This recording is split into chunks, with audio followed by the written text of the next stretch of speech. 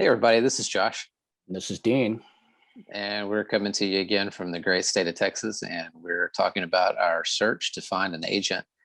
And so this week, I didn't have a ton going on, but Dean had a little action. So, Dean, what'd you have going on?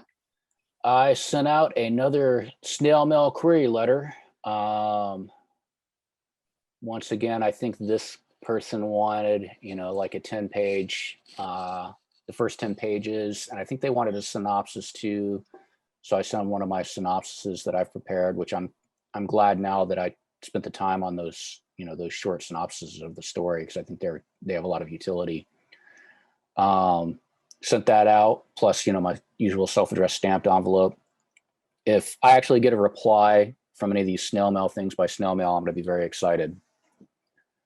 Given all Yeah, I'm the, sure you will. Yeah, like one of the things that we mentioned is that with it coming in a different format, they probably don't get a lot of snail mail requests these days.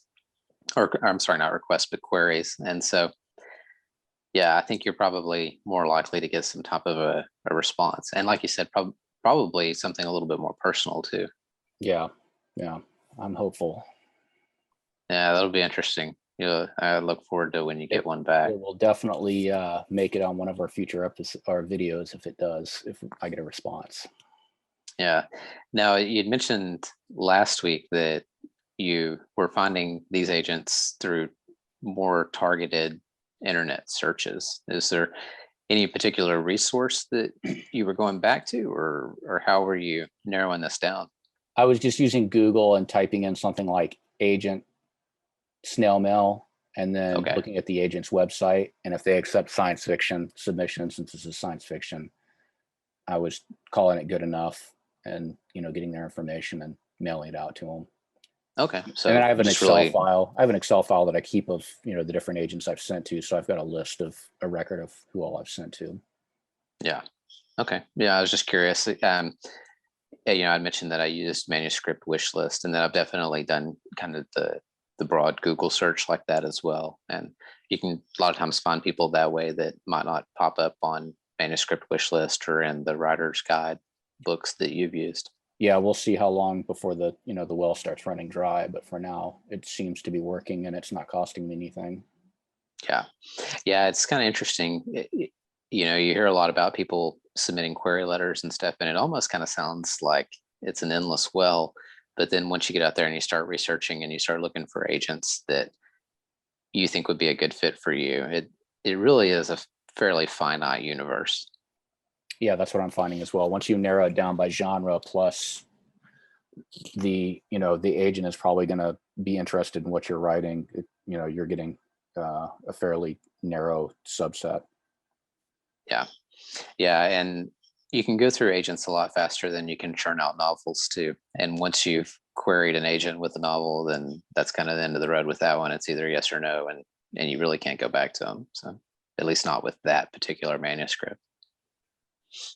When I was doing Hellbender, there was a couple that they specifically said, if you query me and I say no, don't revise your novel and send it to me again. I'm done with it. So That means that happens a good bit, or they wouldn't bother stating that. yeah, yeah, I'm sure you're right. So anyway, on my end, I was working on a short story this week, and I think that will kind of help segue us into something that Dean and I wanted to talk about this week, which is writers groups or read and critique sessions. And so I've been working on a short story that I'll probably send to Dean later today or maybe tomorrow. I'm just about done with it. I just need to do like a final proof. One thing that I do, and I don't know if other people do this, but one thing that I do when I'm writing and I'm kind of at that final stage where I'm trying to edit myself and proof myself, it's very difficult to edit and proof myself if I'm just reading the story to myself. So what I've started doing is saving the document into a PDF format, and then I'll open it and I'll let the computer read it to me in a text to talk program. And that's really helpful because the computer does not gloss over missing words. They don't read things into the story the way the human eye can. So it's particularly bad if I'm reading my own work. I know what I intend to say, and so I can read over a sentence and there can be 3 words missing or spelled wrong, and my brain will automatically see what it's supposed to be. Um, Even when you have another human read something, there's an element of that. I've had beta readers who have read manuscripts for me, and I've had multiple beta readers who have missed like an omitted word in the middle of a sentence because it's just natural for the human brain to kind of fill in those gaps. And so the best way that I've found when I'm self-editing to try to avoid that is to do the text to talk, and I'll have the computer read it to me because the computer is going to read very literally exactly what is in that manuscript. And so anyway, I'm kind of at that point, and I'm a little bit of a tangent there, but that's where I'm at with the short story that I'm going to be sending to Dean in the next couple of days. And I think that proofreading is really important. And I just thought of this with the mystery magazine that I've been reading lately. I read a short story in there where the author, I guess the editor missed it too. I think the author was summarizing or taking key scenes from a larger, probably a novel, and just to, I guess, to promote his novel. I have a feeling he's going to novelize this story, and so it was like more of a novelette format. But he really he went from, it's like the story should have scenes where it goes A, B, C, D, E, and instead it was like A, B, E. Like he just skipped C and D. And I think he didn't read it carefully enough and would have realized he left out some scenes that made the story really not. He left out too much information, and I think the editor must have just, either they knew him and were kind of slipshod or whatever. I don't know, or maybe that's okay for them. But I thought it was really disappointing that it was a fairly good story, but he left out some scenes, I think. Yeah, it's interesting how stuff like that happens. I read a story recently, within the last couple of weeks. I read a horror short story, and this particular story involved someone answering the door and a number of people standing on the doorstep. And I won't really get into it any more than that because I don't want to identify the story or the author or even the collection that it was in. But in the first paragraph, this person opens the door and there's 3 people standing on the doorstep. And then 2 paragraphs later, there's 4 people walking into the house. Wow. And I was like, wow, really? Okay. So, and I went back and I reread the beginning of it to make sure that I didn't misread that. And I was like, no, this person just changed the number of characters they had in the story and didn't go back and fix the first paragraph, and no one caught it. Yeah. And I don't, like, I'm not going to name the author of the story, but the other thing the author did in this story was he started out with someone where he was using their last name to identify them. And towards the end, he switched it to where he was using their first name to identify them. I was going back and I was like, wait, who the hell is this person? Like, if you're going to use someone's last name, that's fine, but stick to it. Don't change it to their first name halfway through because you think it's a different person then. Yeah, exactly. And like you said, it's interesting that those stories do end up getting published. And then, so this is something that I've kind of touched on in the past. Like a lot of times when you're following submission guidelines, they'll tell you, like if you just follow the guidelines and if you just proofread your stuff, then you put yourself ahead of 95% of the submissions or what have you. And then you read the published works and you see stuff like that. And it's like, okay. So, man, I guess helps to be my story editor.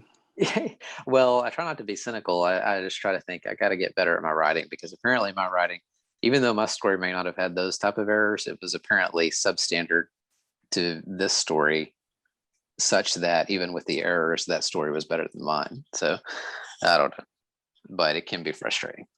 It also can, yeah. The other thing I'll say though is it can also be somewhat inspiring too, because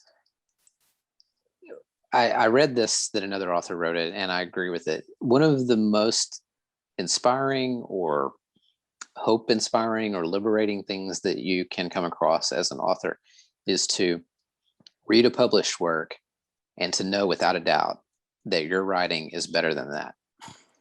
Because it's like, okay, well, there's hope, because my story may not be as good as Stephen King, but it's better than this. And this person got published. So I can get published. I just have to find the right circumstances, Right. kind of like the dating thing, it's just like sooner or later you're going to get a yes. And Yep. you can get a yes because this person got a yes. Right.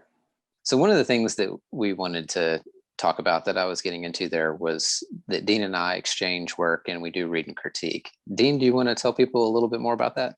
Sure. We used to do this a lot. We had a pretty good writers group going for a number of years, and people would come and go, but me and Josh were kind of the constants. Um, and the benefit that I find from the writers group was having somewhat of a deadline kept me motivated, and kept the fact that I didn't want to let someone else down kept me writing and kept me churning out material. And so, in recent years, Josh and I have both kind of gotten away from that. Last year, was just a total disaster with the epidemic and everything. So we're planning on trying to get back to that a little bit, where we're sending each other short stories, and then once a month, one or the other of us hopefully can churn out some new material for the other one to read and critique at least once a month. And hopefully that'll give us both a little bit more motivation to keep things going in terms of our writing.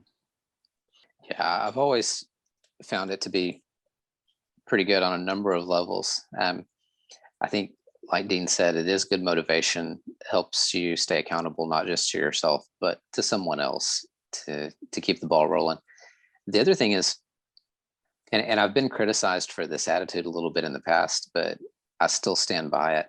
Um, Writing and trying to get published can sometimes be disheartening, and having a support group is pretty helpful. And having a writers group that you exchange and do read and critique with kind of acts as like a support group to help keep you going.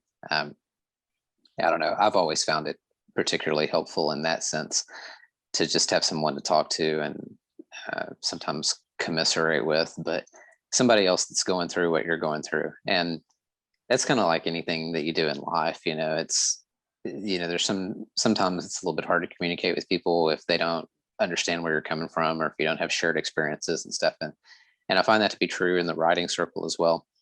So just having other people to talk to, and like Dean said, like Dean and I have been the constant in the group the whole time, and we've had several people that have come and gone. And in fact, I mentioned the whole like support and motivation type thing to one of the people that came into the group, and he really kind of laughed and scoffed, and I think he kind of turned him off, and he was kind of the attitude of like, well, if you need motivation and support, then you're not much of a writer. And I'm actually not sure if that person is still writing, but we are. So I'm not Right. sure what that says, Yeah.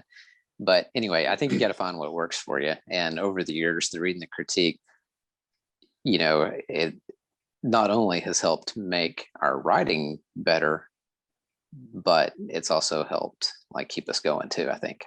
Yeah. And I will say, probably, especially Josh and I, we live, everybody's got their bubbles or their echo chambers.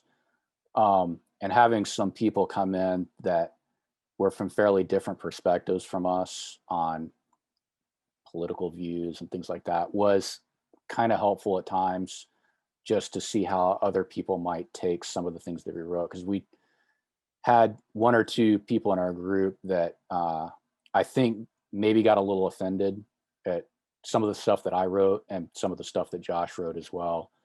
And probably knowing that, even if you don't, I'm not saying you go out and, change who you are, or, you know, anything like that, but at least being aware of that, I think, is helpful. And, being aware of, how different types of people might take some of the stuff that you're writing can be useful sometimes. Yeah, I think that's a good point. And when we've tried to recruit people for our group in the past, we've intentionally tried to seek out diversity, other people, whether it's gender, racial diversity, or just different prerogatives. But people that see things from a different perspective, it can give you feedback, and you know, you take some of it, you leave some of it, but overall, it can kind of help you round out your characters. maybe see things from a little bit different prerogative. Definitely had some some pretty hot takes on some of our writing in the past. Yeah, I remember several tense situations there. Yeah, I can think of one in particular I won't get into, but yeah, there was one that was particularly uncomfortable. Yeah. Yeah. So anyway, we recommend it. It's definitely been good for us. And I don't know if I think we may have touched on this in like the very, very first episode, but that's been a couple months back. So it might even be worth mentioning for people.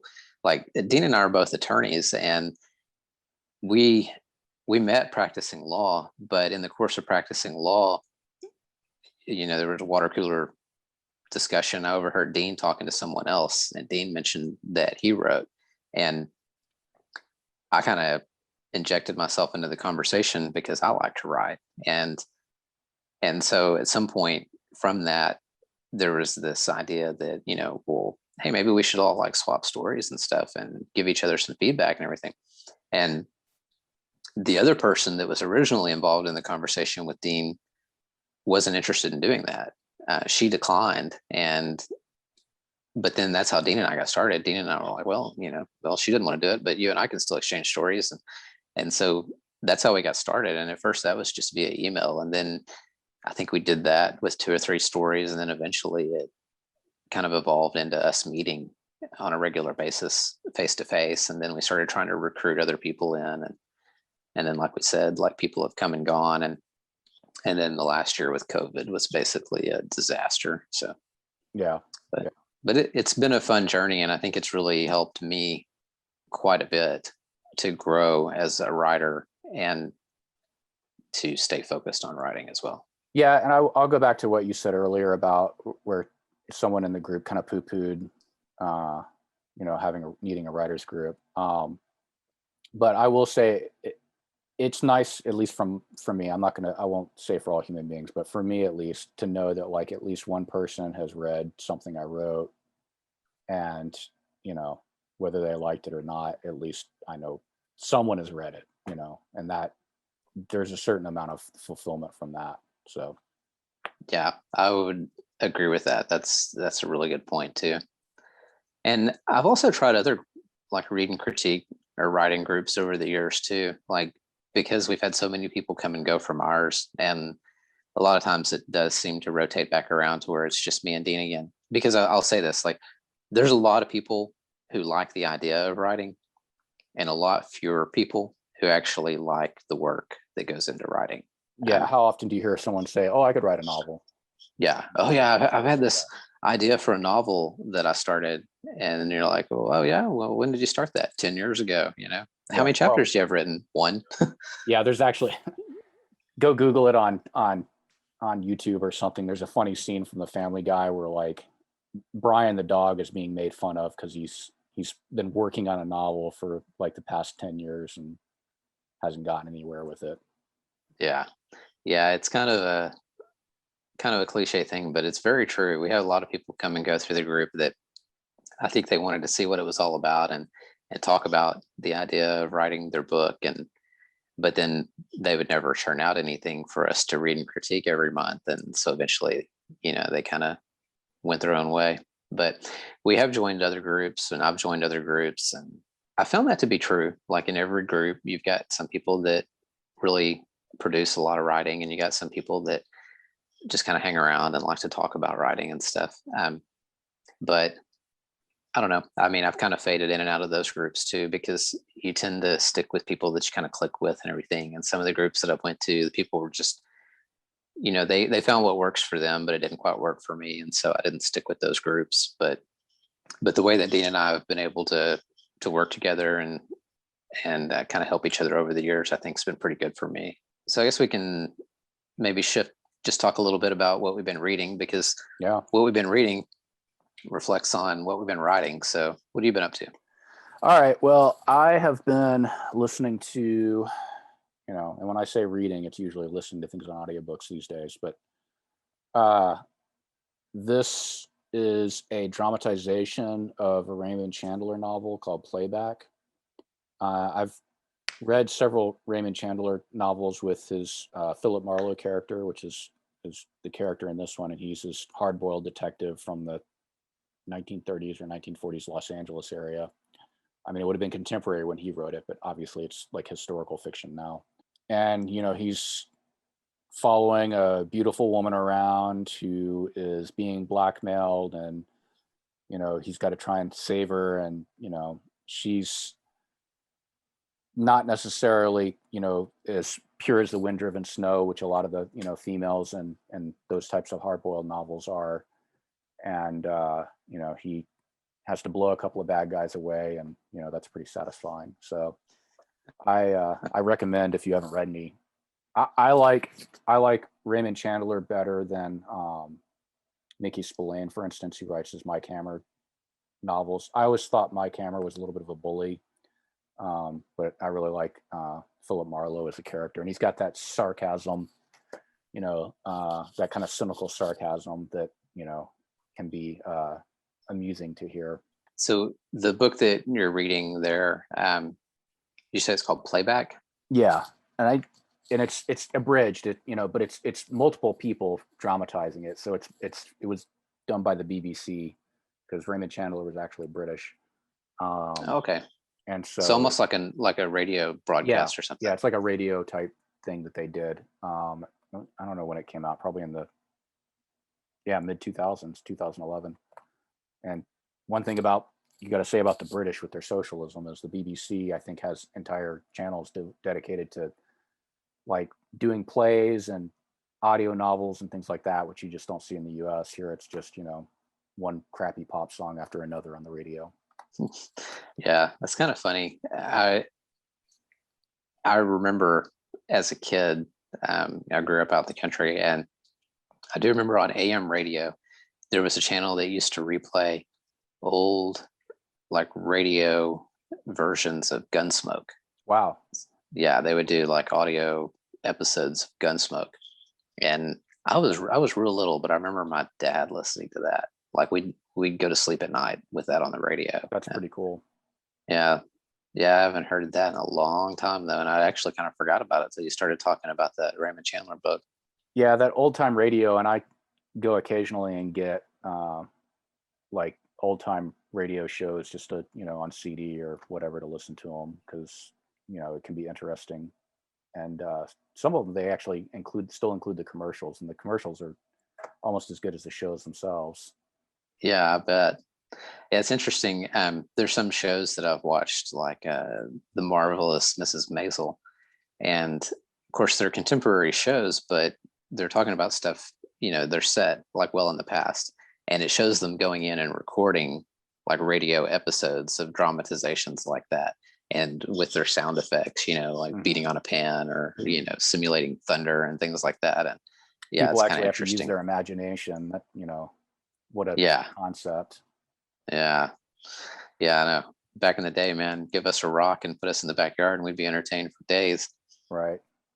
But so what I've been reading is a book called The Mailman by Bentley Little. I'm not sure if you can see that. And again, reading this on my Kindle because I have the Kindle Unlimited subscription. Bentley Little is a proficient and accomplished horror writer whose name is not Stephen King. So I don't know. There may be a lot of people who've not heard of him, but I haven't heard of him. Like, how long has he been around?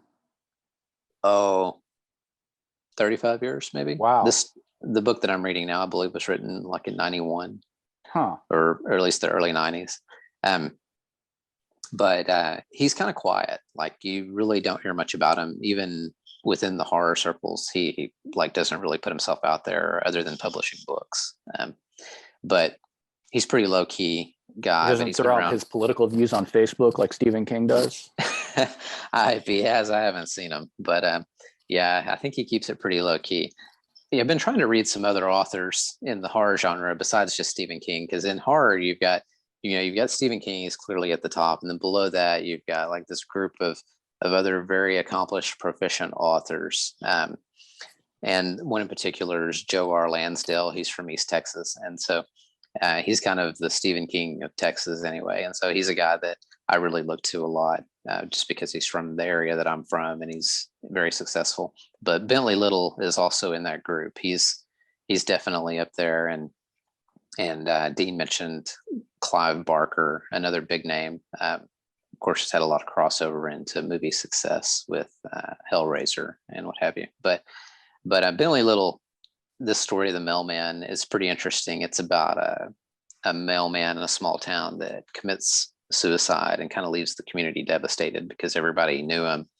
And then his replacement comes in and things get nasty. And so it's a pretty, so far it's a pretty compelling concept. I'm not super far into it, but I'm really enjoying it so far. He writes really well. So Yeah, I'm gonna have to check him out because we started talking about how the other horror writers besides Stephen King, and I've been trying to get away from just Stephen King. Like I did, read some Clive Barker, the Hellbound Heart, which I thought was really good. And I'll have to check Bentley Little out then. yeah, he's got some short stories that you can find too, and like I think I mentioned in the past, short stories are kind of my gateway drug into finding a new author. And so, like with Bentley Little, as I researched him, one of the first things I did was went out and found one of his short stories and read it, and found it to be pretty well written and worth reading. So then I was like, okay, well, I'll make the investment and go read a novel. So what else you got planned for this week? This week I will be doing another query letter. I will be working on the novel that I'm trying to outline for. That's pretty much it. Yeah, so I'm hoping to hear something back on the short story that I submitted to that anthology, just so that I can know whether or not to include that in the short story collection that I'm preparing the submission for. I mentioned last time that I found a small press that publishes short story collections that I'm going to submit to. And so I really just need to know that the short story that I currently have out on submission is kind of a key part to that collection. And I kind of really want to put it in the collection if it's available. If it gets rejected by the anthology, then I definitely want to have it in my collection that I submit. But on the other hand, I hope it gets accepted because I would get paid for that. And if that's the case, then I'm going to have to fill in some more content to make sure I have enough bulk in that submission when I send it to that press. But working on that submission and getting that query finalized is what I'm going to be doing this week. So that should be interesting. That should keep me busy. And then, of course, I'm still working on revising and some of the other works that I have in progress. Now, one of the things that we mentioned earlier is that Dean and I are exchanging stories. And so I've got a story that I'm going to be sending him the next couple of days. And I'll just give a little bit of a teaser, not too much, but my story is kind of focuses on a guy a little bit reminiscent of Clint Eastwood and Gran Torino, maybe a little, get off my lawn type guy that's got a hot-headed teenager that races up and down a street, and things kind of get out of hand from there, and kind of a dark, I don't know if you call it a horror tale, but definitely like some pretty dark fiction. So I'll be interested to get Dean's take on that, see what he has to say. What about you, Dean? What are you working on? I finished a story recently that I sent to Josh, and I actually took my character that I was outlining my novel for and wrote him a short story. He is a lawyer, and crime/legal thriller type situation. This one is him dealing with a case involving a death penalty case. He's not the main lawyer. He's helping out an older, more experienced lawyer with the case and going around interviewing witnesses. And it kind of gets into the motives of the client and kind of what made him tick. And it's got some interesting discussion, I hope, that people will find about politics and responsibility and accountability, especially when people commit crimes.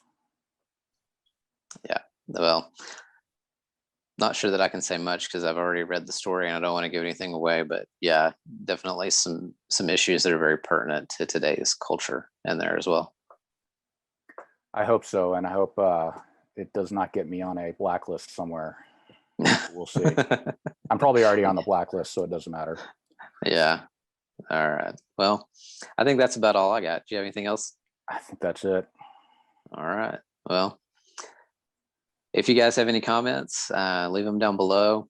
Like and subscribe. If you have questions, we'd still like to incorporate a Q&A session into this if we get some feedback from people. So feel free to leave us your thoughts and comments down below, and we'll touch on that if we can. And in the meantime, have a good week. Bye, everybody. Sorry, I got to start over. I don't know why that's backwards. It's really weird. Ah, shit. All right. We'll get better at this as we go, I guess. And You know, what's going into the sausage here? there's definitely some reflection off my head. Yeah, I may end up in federal prison.